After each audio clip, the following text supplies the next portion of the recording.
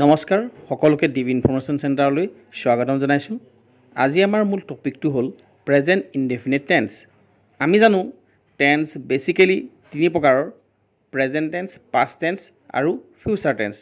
আৰু ইয়াৰ প্ৰত্যেকৰে চাৰিটাকৈ ভাগ আছে: প্ৰেজেণ্ট চিম্পল বা present indefinite tense, present continuous tense, present perfect tense আৰু present perfect continuous tense.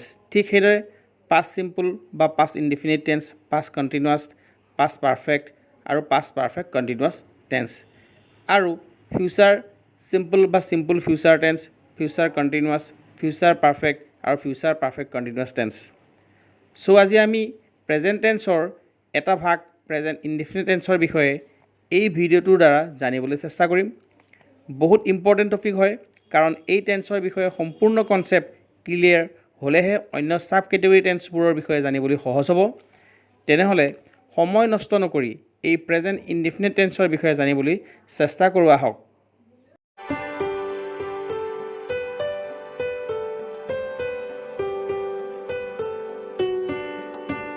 Present indefinite টেন্সটো অন্য টেন্সবোৰৰ তুলনাত অলপ জটিল। যদিহে আমি ইয়াক এবাৰ কনচেপ্টটো ক্লিয়াৰ কৰি ল'ব পাৰোঁ, তেতিয়া অন্য টেন্সবোৰ খুব সহজ হৈ পৰিব। গতিকে আমি ইয়াক যিকোনো প্ৰকাৰে জানিবই লাগিব। প্ৰথমে আমি জানিব লাগিব প্ৰেজেণ্ট ইনডেফিনিট টেন্সৰ বিশেষ ফৰ্মুলা দুটা। এই বিশেষ ফৰ্মুলা দুটা হ'ল প্ৰেজেণ্ট ইনডেফিনিট টেন্সৰ: নম্বৰ 1, PS মানে প্লুৰেল ছাবজেক্ট প্লাছ ভাৰ্বৰ first form plus object. Number 2, singular subject SS plus ভাৰ্বৰ লগত আমি S বা ES যোগ কৰিব লাগিব। যদিহে ছাবজেক্টটো ছিংগুলাৰ ছাবজেক্ট হয়, তেতিয়া আমি ভাৰ্বৰ লগত S বা ES যোগ কৰিব লাগিব, আৰু তাৰপিছত আমি অবজেক্ট ব্যৱহাৰ কৰিব লাগিব।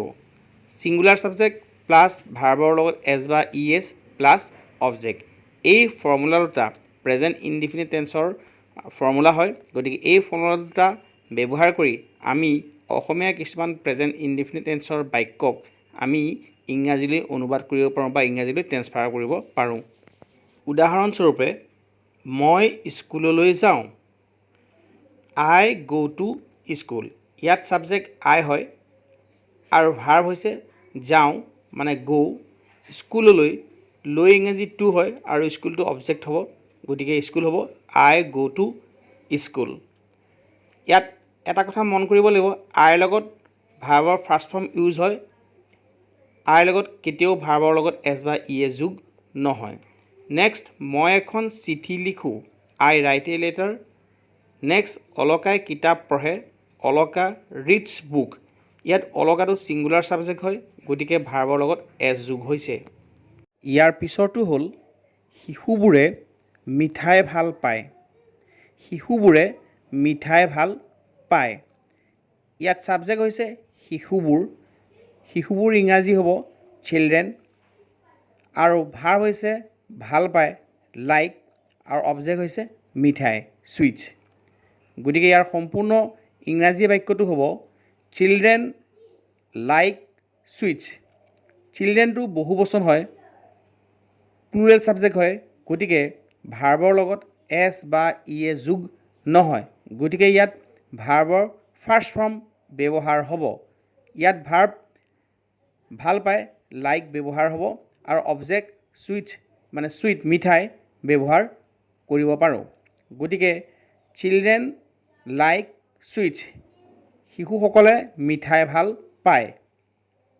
নেক্সট, তেওঁ দুখীয়াক সহায় কৰে। তেওঁ দুখীয়াক সহায় কৰে। ইয়াত ছাবজেক্ট হৈছে তেওঁ, হি, আৰু ভাৰ্ব হৈছে সহায় কৰে হেল্প, আৰু দুখীয়া মানে দ্য পুৱাৰ। গতিকে আমি বাক্যটো এনেদৰে লিখিব পাৰোঁ, হি হেল্পছ দ্য পুৱাৰ।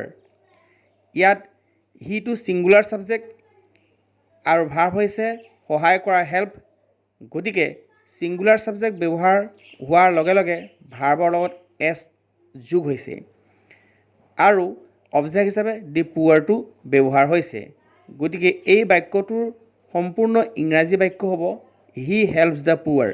তেওঁ দুখীয়াক সহায় কৰে। নেক্সট, সিহঁতে ফুটবল খেলে। সিহঁতে ফুটবল খেলে। দে প্লে ফুটবল। ইয়াত সিহঁতে বুলি ক'লে দে বুজায় দেটো হৈছে এটা প্লুৰেল ছাবজেক্ট গতিকে ভাৰ্বলত এছ বা ই এছ যোগ নহয় ইয়াত ভাৰ্ব হৈছে খেলাটো খেলা ইংৰাজী প্লে আৰু অবজেক্ট হৈছে ফুটবল গতিকে ইয়াৰ সম্পূৰ্ণ ইংৰাজী বাক্যটো হ'ব they play football they play football ইয়াৰ পিছৰটো হ'ল কবিগৰাকীয়ে ৰোমান্টিক কবিতা লিখে কবিগৰাকীয়ে ৰোমান্টিক কবিতা লিখে ইয়াত ছাবজেক্ট হৈছে কবিগৰাকী দ্য পয়েট ভাৰ্ব হৈছে লিখে ৰাইট আৰু অবজেক্ট হৈছে ৰোমান্টিক কবিতা ৰোমান্টিক পয়েমছ গতিকে আমি ছাবজেক্ট হিচাপে দ্য পয়েট লিখিব পাৰোঁ আৰু ভাৰ্বটো ৰাইটছ হ'ব কাৰণ ইয়াত ছাবজেক্ট ছিংগুলাৰ ছাবজেক্ট হিচাপে ব্যৱহাৰ হৈছে দ্য পয়েট গতিকে এই অসমীয়া প্ৰেজেণ্ট ইনডিফিনিট বাক্যটোৰ ইংৰাজী বাক্য হ'ব the poet rights romantic পয়েমছ the poet rights romantic পয়েমছ next হৈছে আলিয়ে পাচলি বেচে ইয়াত ছাবজেক্ট আলি এটা প্ৰপাৰ নাউন গতিকে ছিংগুলাৰ ছাবজেক্ট হ'ব আৰু ভাৰ্বটো হৈছে বেচে বেচে ইংৰাজী হৈছে চেল গতিকে এই বাক্যটোৰ ইংৰাজী বাক্য হ'ব আলি চেলছ ভেজিটেবলছ আলি হৈছে এটা ছিংগুলাৰ ছাবজেক্ট আৰু ভাৰ্বৰ লগত এছ এটা ব্যৱহাৰ হৈছে গতিকে আলি চেলছ ভেজিটেবলছ আৰু ইয়াৰ পিছৰটো হ'ব মই ক্লাছ 2ত পঢ়োঁ মই ক্লাছ 2ত পঢ়োঁ I study in class 2 I study in class 2 ইয়াত ছাবজেক্ট আই হয় গতিকে ইয়াত ভাৰ্ব পঢ়া ষ্টাডি আৰু ক্লাছ 2ত আৰু ইন এটা প্ৰিপ'জিশ্যন হয় গতিকে ইন ক্লাছ 2 আইৰ লগত ভাৰ্বৰ ফাৰ্ষ্ট ফৰ্ম ব্যৱহাৰ হয় গতিকে আই ষ্টাডি ইন ক্লাছ 2 ইয়াত ভাৰ্ব হিচাপে ষ্টাডি ব্যৱহাৰ কৰা হৈছে পঢ়া কথা আহিছে যিহেতু গতিকে আই ষ্টাডি ইন ক্লাছ 2